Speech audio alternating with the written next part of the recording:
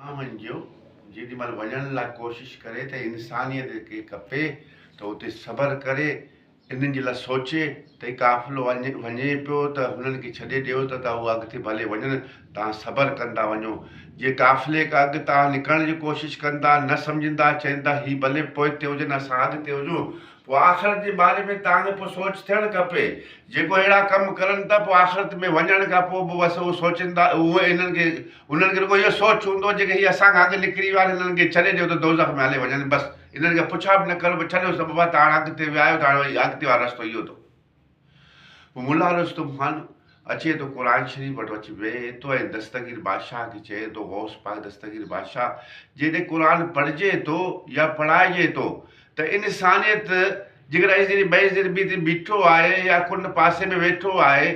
त उन्हनि खे सम्झ रखणु खपे त क़ुर पढ़िजे पियो, पढ़ाइजे पियो त तव्हां के ख़ामोश रहो। इंसानियत जे बारे में इंसान सां गुफ़्तगू करे थो त जेकर क़ुर पढ़ाइजे थो ऐं पढ़िजे थो, जेकर इहो गुफ़्तगू कजे थो पोइ इहे सम्झो त इहो दोज़ख जे लाइ पंहिंजे पाण खे तयारु कजे त पोइ हुननि खां पुछा बि कोन थींदो। जेकर रमज़ान मुबारक वारो महीनो अचे पियो त उन्हनि जे बारे में सोचणो आहे त रमज़ान अचे पियो त हिननि जे बारे में इंसान खे सोच रखणु खपे त इंसान जो रूह आहे, हिकिड़ो रोज़ो रखे वेठो आहे, ॿियो रखे बि कोन थो, उन जे साम्हूं हीअं ई खाईंदो वञे, उनखे सम्झ में अचे त रोज़ो मूंखे कोन्हे, को हिनखे आहे ऐं भले खाए वठां,